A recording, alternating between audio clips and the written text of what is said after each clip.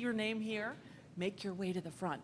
I'm going to just start to read some of the themes, and then we can hopefully have a discussion about, this may stimulate other ideas for folks, but I would like to talk about next steps. How do we move these ideas forward? So these are some ideas. Seek funding for a scholarship for HIV-positive people of color to encourage the next generation of scientists. Integrate other disciplines into our field intentionally, including the humanities and arts. Test video interventions with MSM of color,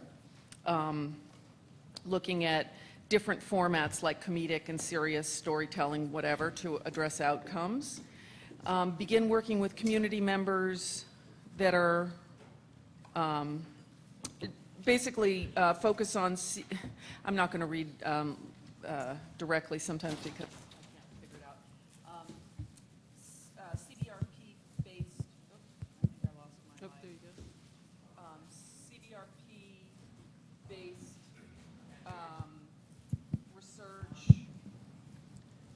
and I'm happy to, you want to do half of these? Yeah. Sorry, that was done. Working on issues of trust for African Americans, for gay men, for a variety of areas. You want to? Sure. Okay, so first of all, I just want to say thank you all for actually doing what we've asked. We have like a whole pile of these great things up here. I don't know if we're going to go through every single one of them, but thank you so much for doing that. So a few that I have here: create a meeting forum for researchers and DPH to come together to talk about sharing data across systems. Another one is to organize a forum for researchers to come together and learn practical ways to become HIV policy advocates. Provide funding for addressing system barriers that can have been shown to directly or indirectly relate to access to HIV care and retention. Better advocacy for more diverse funding mechanisms to inspire new, innovative, and more efficient research and intervention development. I really like that one. Stronger partnership, and I didn't write it, but I really like it. Stronger partnerships between community, academic, federal institutions. Addressing stigma in a broader or more concrete context, particularly among communities of color and in particular Black MSM. Is this one yours, Carla? Okay. Well, I won't read it next. We'll put it in the middle. Okay. We need access to surveillance data at the county level to help inform services. That might be interesting to continue to talk about. Like, where are the barriers for folks being able to get the data that's needed in order to inform our work? We need infrastructure support and capacity building for counties to capture epi data. Dr. Gomez has done a great job trying to move the group collectively to think more about structural factors that contribute to health, inequity, and disparity. How would you, both researcher and practitioners and community partners, suggest shifting the mindset in the long run? Are you categorizing while I'm reading? Yeah, I'm coming up with some sort of overarching categories so that we can then talk. I'll just read them out. Rapid analysis right here before you. Okay. Studies to identify and address barriers to implementing innovative prevention strategies, e.g. PrEP, home testing in diverse communities most impacted by HIV. Training programs for both researchers and community-based organizations on conducting effective CBPR projects. Pilot studies of interventions to reduce stigma and increase trust in healthcare, public health organizations. Should I go on, or? Yeah, well, so I'm just going to read a couple of other things that have come up sort of frequently. One is a great deal of interest in telemedicine. Oh, really? A lot of people raise the issue of telemedicine. Oh, sorry, right here. A lot of people raise the issue that telemedicine may be a strategy that could be used in a variety of ways. So I think it would be, there seemed to be quite a bit of interest in that. There was interest just in cross-community, so within communities, being sure that community has a voice. There were also suggestions about Bay Area, cross-county collaborations for interventions.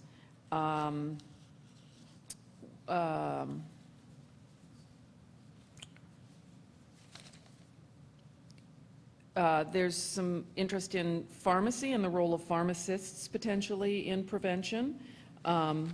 It seems to me that there are just issues around training in general and bringing in a new generation of researchers.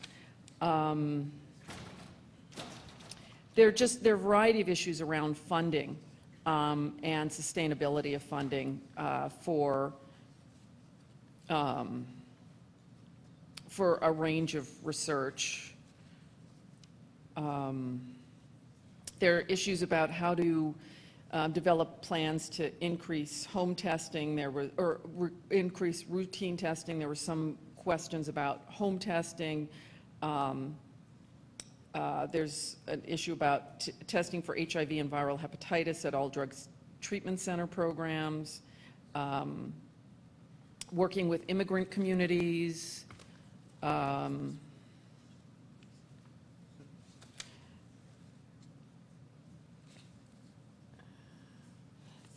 Issues again around databases and repositories.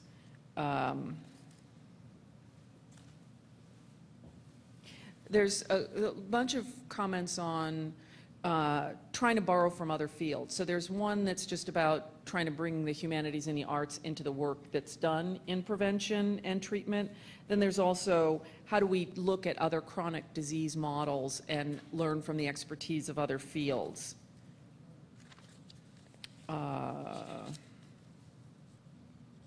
And breaking down silos. That just came. Interest in PrEP and the potential behavioral consequences of PrEP. Qualitative research and feasibility studies. And standardized measures of social determinants. I think I mentioned that. So I think that covers a lot of different areas. Do you have anything else in yours that you wanted to add? No. So I think if we were to think about some of the themes and the ones that we've talked about, clearly CBPR and building more effective CBPR relationships is one. Accessing data seems to be another key concern or suggestion that folks have come up with. What are better ways to access data? What are better ways to have these data talk with each other? There is some interest in particular kinds of interventions. So things like telemedicine, things like PrEP, and needing to do more work in those areas, and there's some key questions probably in all of those areas. And so I think what we're wanting to do at this point is really to get your all's reaction to what you've heard, and then begin to think about what is necessary in order to move this agenda forward. You all have identified some clear areas that needs to be addressed if we expect to have an impact on the health disparities. And so we'd also like to hear about kind of where do you think we need to go, how should we get there, and who's going to do it? Do people want to come up and speak to that? So what I have then, what I've got as categories is funding issues, surveillance data issues, or I'm sorry, just data collection issues and data sharing issues and measurement issues. So that's sort of a data. So there's a funding, a data category, a CBPR category, innovative approaches for interventions sort of category, and a training category. So that's, I kind of came up with 5 categories. I think we'll go through these again and see if anything's missing, but are there other major categories that you feel like we're missing from this? Can you come up to the mic?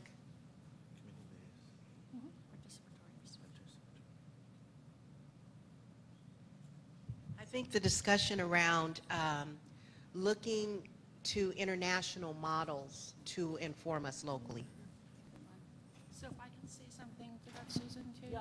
So one of the questions I also thought, and this kind of relates to that, and somebody mentioned that during the break, I can't remember who, but I said, oh yeah, we need to remember to bring that into the discussion, is sort of, we really focus on the Bay Area here, and when we discussed this project with the Forum's Executive Committee, they said, well, there's there's disparities everywhere.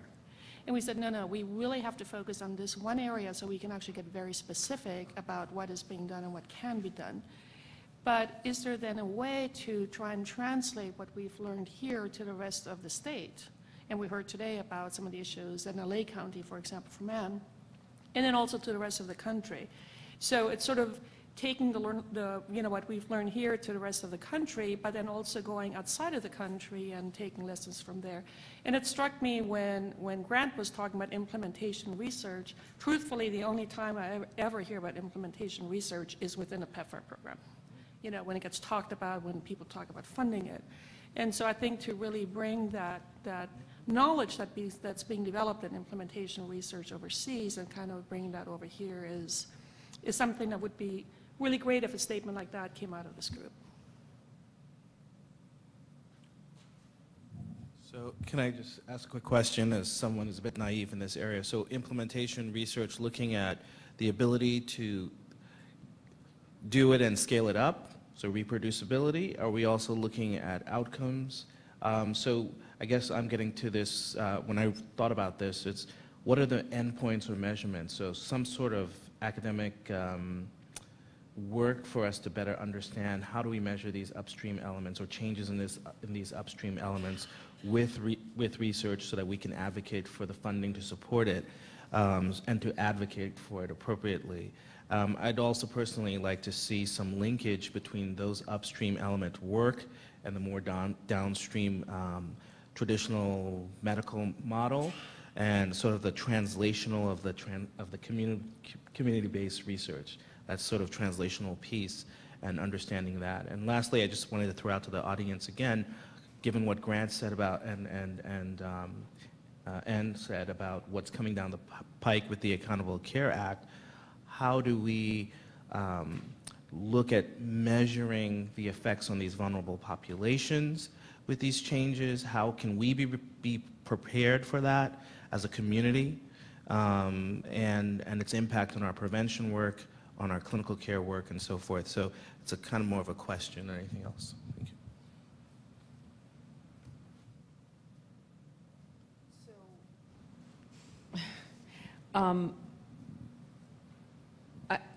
I heard you both asking more questions about what are we going to do with implementation research and what are our outcomes. And I think the question is what are our outcomes? What are our measures of the upstream issues? What are interventions for the upstream issues? And what are measures and implementation of the downstream issues as well, but also doing some evaluation of how the Affordable Health Care Act and how changes in delivery of services may either reduce or increase disparities, and being sure that we're on top of that so we can measure it. Cynthia's got something to say. Oh, great. Hi, thanks. Hi. So I think Sandy McCoy is not here in the room, but her as well as Nancy Padian have written a paper, and other international researchers, such as Sherry Weiser might know this information as well, that kind of talk about what the implementation science methodologies are. And they're really not different from the work that we're already currently doing with respect to what evaluation methods are. But I think the concept around implementation science, which is being used at the global level, really goes to the opportunity to measure as you're actively doing, so that you're actually in the process of implementing programs and measuring while the programs are taking place, not thinking about here's a site, here's a site, here's a control, and we're going to give you that data 5 years later. So that as the programs are actually operating, that you can create change in the structure of those programs by feeding back information in real time. And I think that's something that's really critical that's happening at the global level that's not necessarily happening here at the domestic HIV level. That's one.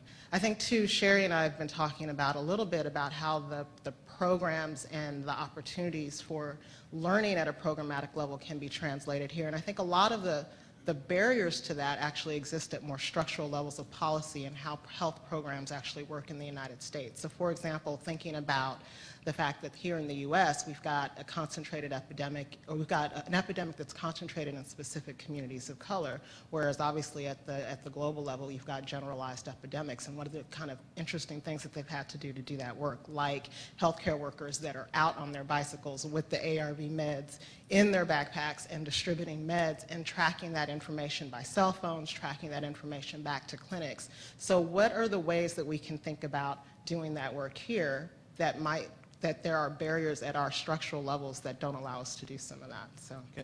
So then maybe a tangible would be a workshop on translating implementation, research, and lessons learned from the international arena to the domestic and local arena, so either as part of next year's conference or before then. I think that would be an excellent idea. Bring some experts and we can all learn. My comment actually was on the same topic, so Aoife and I are on the same wavelength. There is an implementation science movement within NIH. They have now only had 4 years of annual conference.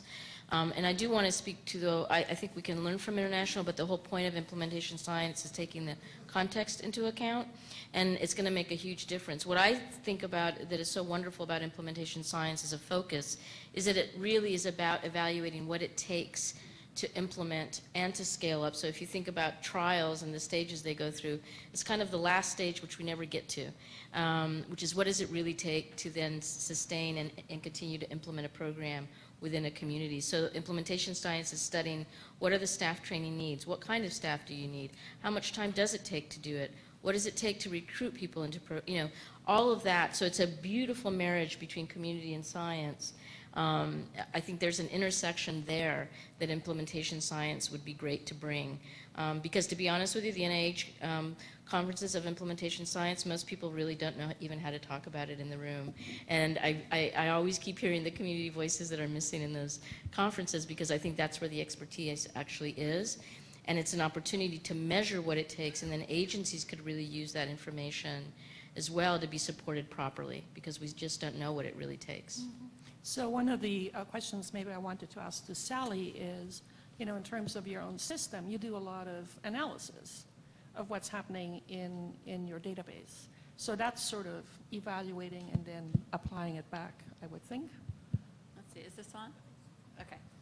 So, yeah, I'm Sally Slome from Kaiser Permanente. And, the one thing I will say is just to hark back on what Grant said this morning, which is people shouldn't wait for perfection to start working on collecting data.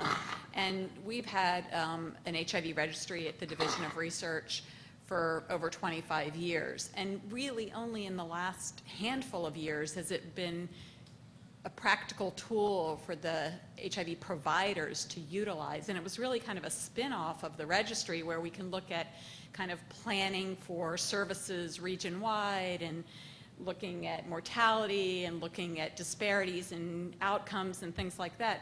But now we have a sort of spin-off of that called iHIV, which is a program that the providers can actually look at and do queries on their own population at each medical center.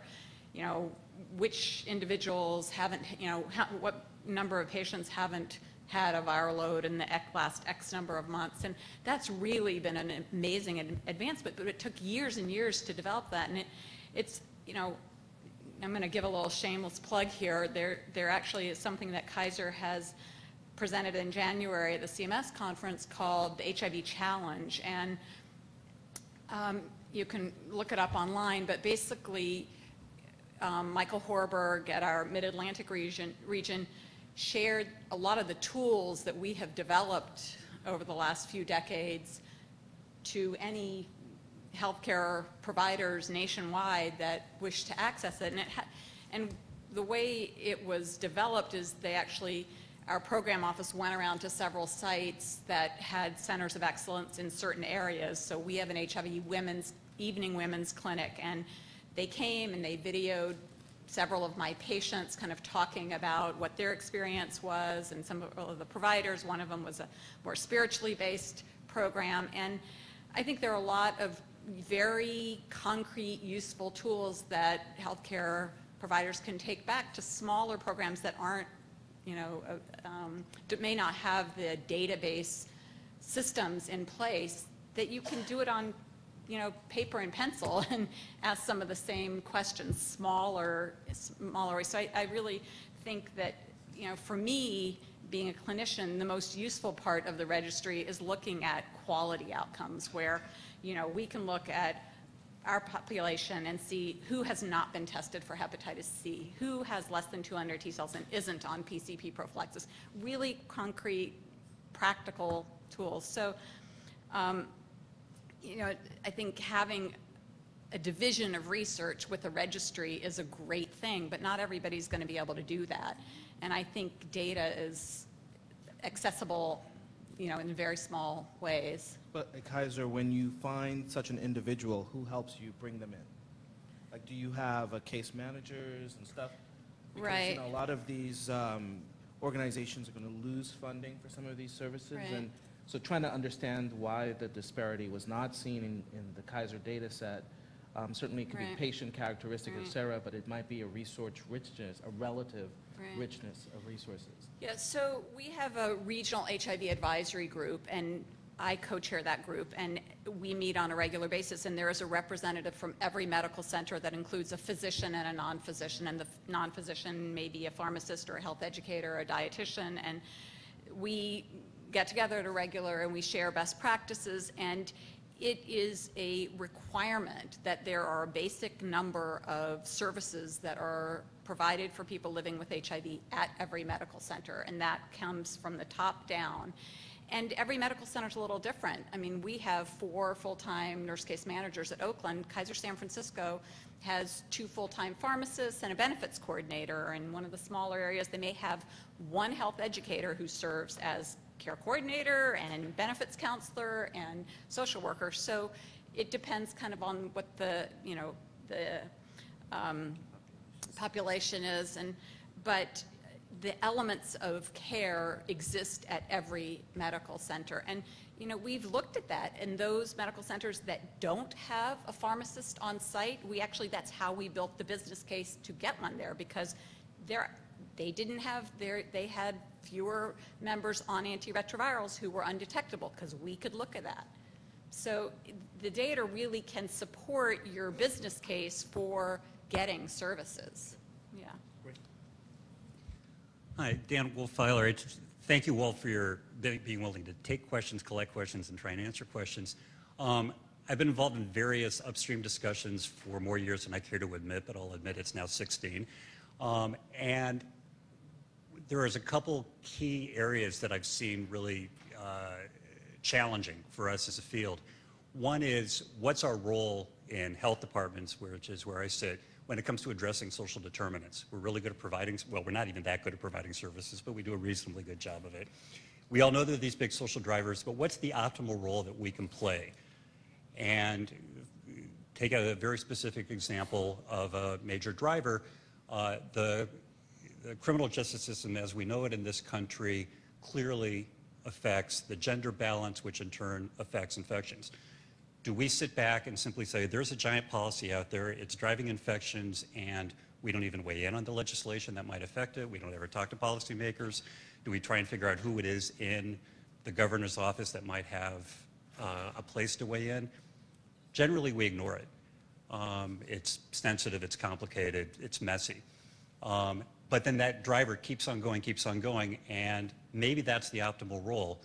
But until we figure out exactly what those steps are, what strategies are that we should try and affect, and then what's our role in health departments or healthcare professionals working outside health departments, I think we're going to continue to recognize the social determinants but not have a clear strategic plan for how to address them. And I think the other area that could benefit a lot from research is to get much more specific at the pathways through which the big isms actually affect transmission. There's a growing body of evidence that network structure, which we tend to accept as a given, and we operate partner notification and finding infected individuals through that, but we haven't given as much thought to how do we affect those networks, either through sentencing policy, which could dramatically affect it. In the case of gay men, it's often how do we work with the venues where we meet, be those internet sites, bathhouses, et cetera. Thanks. That's really helpful, Dan, and what I would suggest is that it's another cluster of things, that there may be a group that gets together that wants to work on policy work. Yeah, that's clearly a theme that's coming. Hi, I'm Byron Mason, Research Partnerships Manager at UCSF CAPS. And since we're talking about gaps, one of the things that I was struck by that Grant said this morning, he started his presentation out talking about the accomplishment of Obama endorsing gay marriage, of course, which is a great historic moment. But in that moment, I thought, well, okay, that's great, but at the same time, when I'm thinking about where a lot of the diseases currently, there's a lot of people, particularly African American MSM, who haven't yet gotten to gay yet. So I'm thinking, I thought, well, wow, there's a huge gap there. And so in thinking about stigma, I was really glad to hear that stigma was addressed directly during the last panel. It's something we've known about for years. It keeps coming up over and over and over and over again. And so if anything, I'd like to suggest that we don't lose track of how important stigma is and how pervasive stigma is. And as we're talking about implementation science, upstream approaches to getting at some of these structural issues, to keep stigma at the forefront of our efforts, because I do believe that we can build in mechanisms to address stigma in some of these approaches. And so just kind of food for thought, that stigma is still very, very much a pervasive issue. Thank you. Can I tag on to your comments? It just made me think both of, in terms of the job you do and the complexity of what you discussed there, stigma. I wonder if we could have some sort of innovation around integration. As a physician, getting more involved in the upstream elements in a practical way. I mean, obviously, I'm not going to go out and help people with their housing directly, but somehow innovative ways that we can be part of that dialogue earlier, and vice versa, where folks who work on the upstream elements are connected to our patients in our clinical care models. And I have no idea what this would look like, but an example of what we were talking about, trying to move more and more upstream, is being part of that post-testing dialogue using something like telehealth, is moving incrementally upstream as a physician before people even start thinking about care. And I was talking to Hyman, a lot of doctors do that already. He sees a patient that is scheduled to see him who has a new diagnosis and maybe hasn't talked with anyone. He calls them and just talks to them and maybe even lets them text him before they even have their first visit, before they're even ready to come in and see him. So sorry to tell you that, to put that out there, but he's a great doc. But that's the sort of thing where we're moving incrementally, but there's got to be a leap that's bigger. That we know trauma impacts chronic health, including disease. So there's got to be more integration. And I think when you look at structural changes like accountable care organization, integration is coming in different ways. And we should be leading the charge and thinking about how to do it and how to evaluate and how to do it efficiently. Someone like Cynthia Gomez was coming here today, and I'm like, oh, she's doing a lot of stuff related to medicine, like related to healthcare. I mean, obviously you do, you know that, but as a physician, I'm up, and Susan Keglis, when I would my jaw dropped when you told me about your program, I'm like, really? I didn't, but these are the people we take care of, and these are the issues that we deal everywhere, and it's a shame that I don't know about that. As a physician of color who's taking care of folks of color. So we need to do a better job on many levels. I totally agree. So a workshop around innovative integration. Yeah, and I'll just add to that. I think that basically what I was going to say is echoing what the previous few people have said, which is basically something that also Susan brought up in the comments that she read about thinking about non-traditional partners. And when you're addressing the structural barriers, we're going beyond, the merging of social science and health sciences, which we've done, and even we've merged, the legal expertise with health and human rights. But what about something that, Cynthia and I were talking about, like bankers and economists, and our structural barriers are really addressed by other people, and how, you know, I am dealing with this in my research in Africa, where I'm doing this like microcredit and agricultural intervention. And I'm like, you know, I don't know much about agriculture and I don't know much about finance. And we're partnering with people that know, but it's still a very big uphill battle, even to figure out how to speak the same language. And I think bringing in these non-traditional partners so that we're not, as we've been talking about, reinventing the wheel about how to address problems that other people already know how to address, but maybe move it towards, you know, connecting it with being able to evaluate impacts on health outcomes, which isn't being done. So what I've heard is some themes that people might get together to work on, and then some cross-cutting themes that really need to be integrated into all of those. And so the cross-disciplinary, the cross-geography, the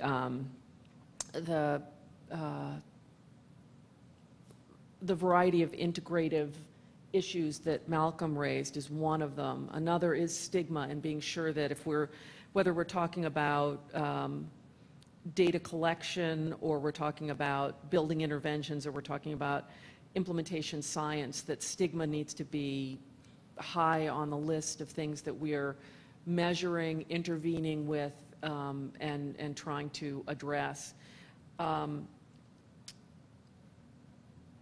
So I guess what I'd like to ask at this point, I'm just going to call the question and sort of see what people say. You know, these things are all really important, and the reason that we're having this conference, and the reason, well, so first of all, I think, I'll speak for myself, I've learned an enormous amount just being at this conference about what's going on, about innovative ideas.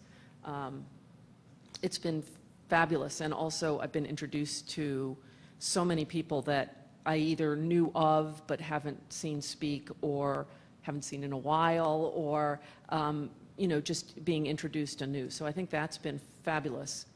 The other piece, though, is that we really want something to come out of it. We don't want it to be just another meeting, oh, wasn't that interesting, and then we go back to what it was that we were doing. But if we're going to move initiatives forward, we have to have bodies who want to work on that. So what I'm going to just ask right now is, for the people in the room, who here realistically has time, passion, and ideas to devote to at least one of the areas, and is willing to really dig in and participate in at least one of these different kinds of groups?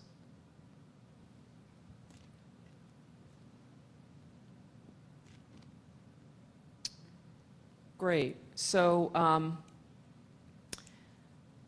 I think then what we can do is we can either try to call out those groups now and just try to define what those are, or get back to people. I'm just always a little concerned about getting back to people with an email, and then it gets buried in all of your emails, and then, you know, it's 3 weeks later and you lost it. Maybe that doesn't happen to any of you.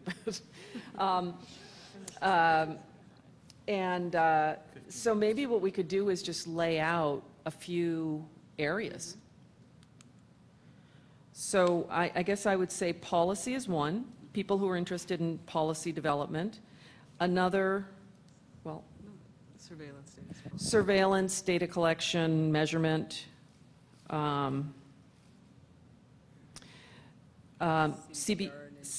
CBPR, and then interventions. And the question is, would those go together, or would they be, because obviously those are types of interventions, but there also are some other issues that people brought up with CBPR, which I always mix up the letters and the order. And we've also talked about having some workshops on a variety of different things, like innovative strategies from other fields that we could bring in. Are there other categories we should include? Well, I guess what I was thinking is that it seems to me that the cross-disciplinary integrative piece maybe spans all of the groups, but maybe it doesn't. Do you think it's I mean, like, I guess I'm trying to figure out what the mission of that group would be, because it seems to me that part of what we need to be creative about is we're coming up with measures for data, to think about how do others who are working in other related fields measure some of these upstream issues, which affect many kinds of outcomes. And it may be other chronic diseases, it may be other kinds of things like that. What do you think, Sherry? Oh, and I guess implementation science was another one, because I do think of that as being somewhat different. Maybe Sherry, others in the, what do y'all think about this integrative area? Should it be more just part of each of the subgroups or have its own separate?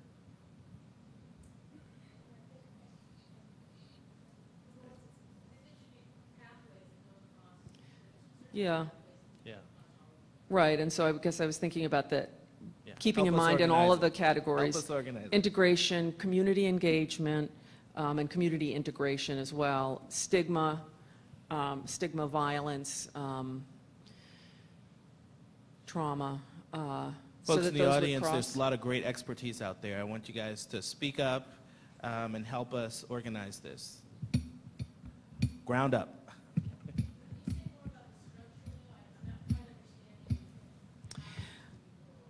Completely open, but I guess what I was thinking is that if we could get some working groups with enough, not so many people that nobody's actually doing anything because everybody feels like they can just sit on the conference call and, do their email, but actually would come together. Not that anyone does that. No, never actually seen it personally, but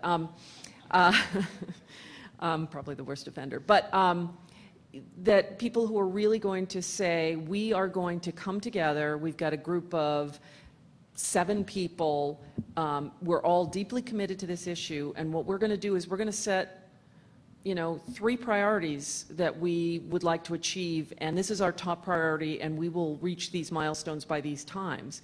And then maybe a leadership group from each of the groups that comes together to look across groups, because there may be innovations that are happening within individual groups that could be applied across the board, and there may be some ideas about other kinds of workshops or other ways of engaging other people, bringing people into this discussion. So I guess that was what I was thinking, but I think we can do this in any of a number of ways. You can use. I was just wondering if you can clarify, I guess there's so many ways that one could do the groups, like do the groupings, and I'm wondering if an issue-based way would be one potential way we could think about doing it, such that we take a specific issue, say food insecurity and housing, and bring in experts from all different kinds of places and community-based organizations that have expertise in it, which would then be a natural forum, because I'm thinking about, like, lots of people in this room are very busy and don't have a lot of time, and I'm wondering if there was an issue-based forum that would be directly relevant to, each person's research. So, a group with, African American MSM in terms of prevention, but then bringing in groups from all of these non-traditional paths as well as traditional paths. Would that be one way to do it that would be more congruent with people's time? It's just a thought. I think that's a good point. Not a bad idea, actually. I was just about to say maybe another alternative would be having a sort of half-day workshop 6 months from now or something like that, where some of these groups can get together, brainstorm, and we can hear from each other and learn from each other and kind of think of next steps and action steps. And in the interval, maybe the groups can meet 2 or 3 times by phone, face-to-face, and by phone to identify, kind of review the lit, or if you're part of the group, you're probably an expert already, but identify some of the gaps locally, perhaps nationally.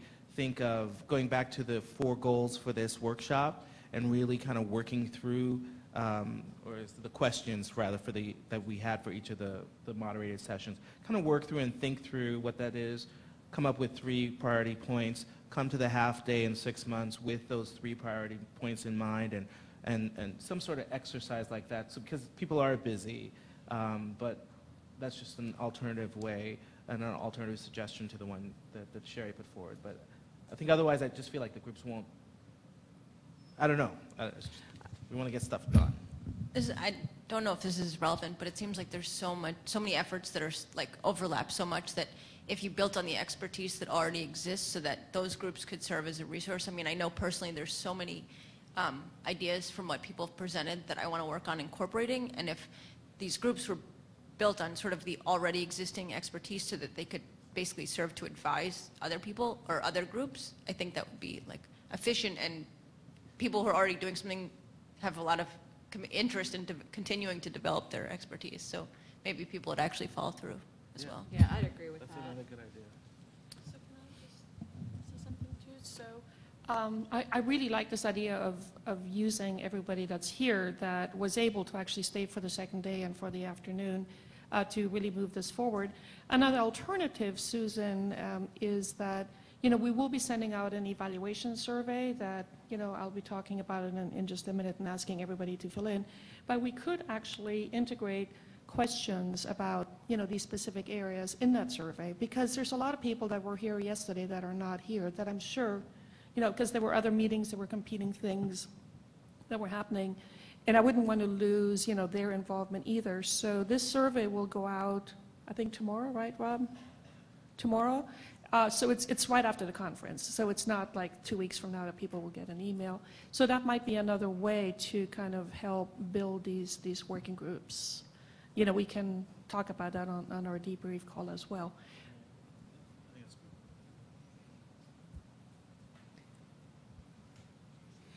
I just want some clarity on the last idea, because I do think that, oh, sorry, was there someone else who was going to speak? I do think that integrating things into existing structures and trying to not make additional work is very important.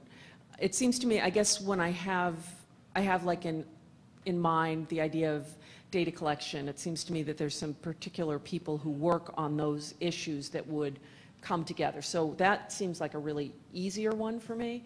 Where it's obviously more challenging is in the larger areas. So I guess I would like some ideas about how to pursue. I would totally agree. I like the way you've broken it down, and I think people to self-declare their interest and expertise in those areas. And the beauty of this is if we have a venue for bringing this back, then we get feedback and not only be able to share the recommendations, but then get input from people that are working in these other areas to learn, you know, what we might have missed, not thought about, because we're all kind of data people. And then that would allow us to fine-tune the recommendation before we're more broadly distributed.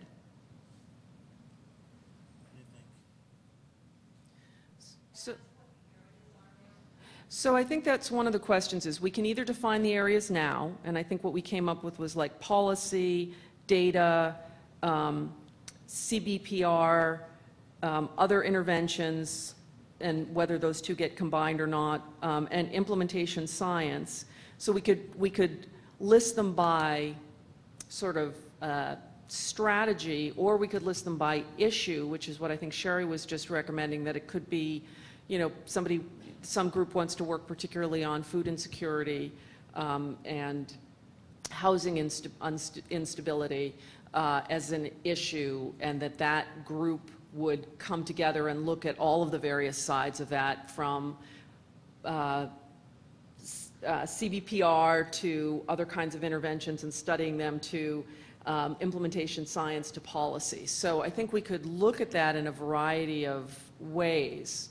And I guess the question is, do we want to do that now? Do people have a strong feeling about that now, or should we go with what Veronica was just suggesting, which is to get feedback from the survey and then make some decisions based on that?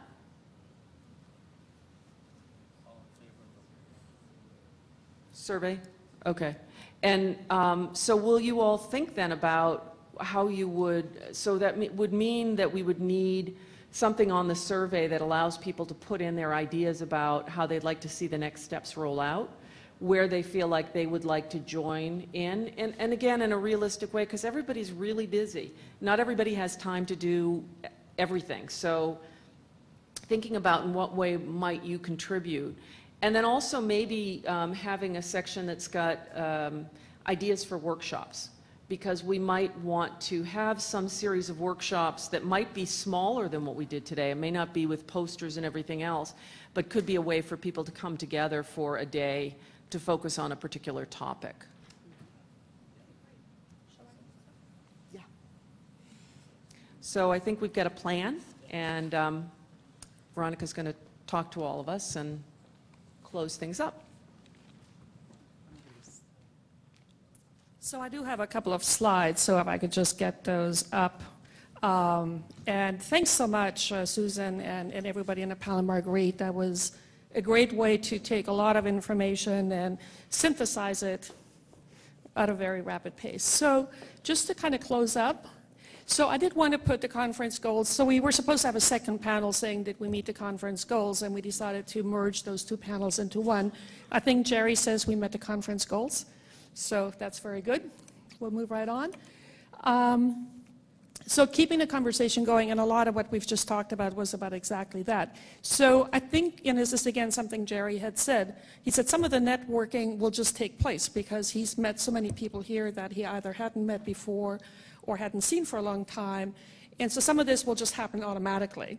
But we were also talking about doing it in a more structured way, and I think that will be very exciting to move forward. I did want to put a plug in for the National Summit that we also sponsor. So this is the National Summit on HIV and Viral Hepatitis Diagnosis, Prevention, and Access to Care. This is a fourth in a series. This conference takes place every 2 years in Washington. It's an abstract-driven conference. We will present the third C. Coop HIV/AIDS Public Health Leadership Award. We've invited Rodessa Jones and her company to come back. And I'm thinking that would also be very nice for there to be actually some kind of an official feedback from this conference with some of the key points that have come out. I'd really like to see that happen. And there's the plug. It's November 26th to 28th, but it would be really great. There were so many presentations I heard here that I said, oh, it would be so wonderful to have that also be at the summit, and that's at the national level. So that's one way to take what we have discussed here more to the national level. So as I mentioned, we did web capture everything, so we will have this available on our website, the CFAR website. If other groups that are here would like to link to it, please let us know. It would be great to have it on as many websites as we can possibly do. The evaluation survey, please, this really gets used. We look at the responses very carefully, and we've now just added another function for the survey, which is really to structure and organize the next steps in terms of keeping the conversation going. I did want to really thank the organizing committee again. This was really a conference that was done in partnership with these individuals and these organizations, and the scientific committee, just to show their names once again. It was an amazing committee to work with. I did also want to really acknowledge the CFAR directors and Sarah Burke and Cesar for all of your help. That was just really wonderful. It was the first time we officially worked together, and it was just really great. The forum staff, again, Rob did the bulk of the work. Stand up, Rob.